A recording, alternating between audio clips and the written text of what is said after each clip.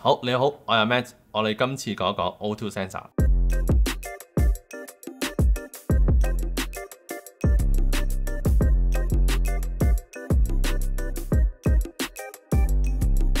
咁我嗰架 Materia 基本上到而家已經差唔多13年車啦，其實好多嘢咧都夠期㗎啦。咁特別係啱啱買翻嚟嗰陣時咧，知道上手係一個不折不扣用家咧，連火嘴都要行咁多年，其實其他嘅嘢咧都唔好諗咁多啦。咁啊有日同個車友吹開水啦，咁啊佢又話：哇，我架車啱啱搞完 O2 sensor 精神咗好多喎。究竟 O2 sensor 係咩嚟嘅呢？ O2 sensor 中文名係含氧感知器 Oxygen sensor。咁基本上有兩粒嘅，一粒咧就擺喺個觸媒前面個梳蕉嗰段嘅，一個咧就擺喺觸媒嘅後面。咁啊，透過兩邊嘅氧離子移動嗰陣時咧，就做咗一個電壓差啦，嚟到測量咧嗰個咧風油比咧係咪喺一個最佳嘅比例裏面。行車電腦就會透過呢一個 O2 sensor gen 出嚟嘅0至1伏嘅信號咧，去到決定咧比油比幾多嘅，嚟到維持咗個風油比咧喺最佳嘅狀態。當 O2 sensor 咧逼到呢個廢氣裏面咧含氧量比較高嘅時候咧，咁啊代表引擎裏面咧其實係處於一個稀有嘅狀態。咁 ECU 就會即刻修正啦。去到噴翻多啲油，0.46至到0.99伏咧就係空氣太多，之後0.01伏至到去到0.44伏咧就係空氣太少。啲嘢咧其實咧用得耐咧一定係會老化嘅，咁嗰個 sensitive 咧亦都低咗嘅。咁再加上因為佢始終都喺個觸媒裡面啊，有好多碳屎啊，咁令到佢嗰個敏感度咧亦都低咗。當呢個 O2 sensor 壞咗嘅時候咧，個 ECU 嗰個行車電腦咧就會 check 唔到個信號咧，或者佢覺得唔正常咧就會着 engine 燈嘅。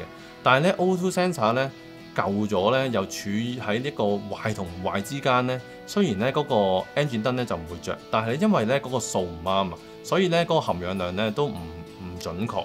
咁所以咧你變咗咧嗰個油門咧嗰個反應係會慢啲，感覺上好似唔係好想行咁樣。今次示範嘅咧就係換車頭前面呢一粒，因為最多人壞咧就係呢一粒啦，亦都最易整係呢一粒嘅。我2年前問咧正廠香港好似係賣緊800至到1000蚊左右嘅。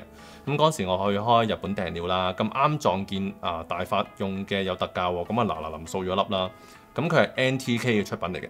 NTK 咧其實就係 NGK 嘅同系公司。咁最緊要係咩？最緊要係日本做嘅，未連運費300蚊港紙度，冇嘢好講啦。咁佢個位咧其實唔難搞嘅，咁喺梳蕉嗰個頭段嗰度嘅啫。其實咧落手好易，不過咧要換呢一件嘢需要一個特別嘅架撐先做到嘅。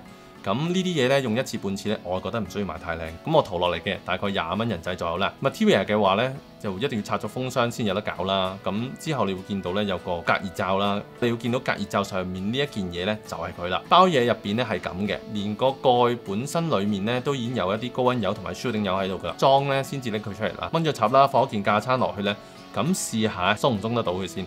因為件嘢咧冇喐10幾年咧係會有啲緊嘅，俾少少力水。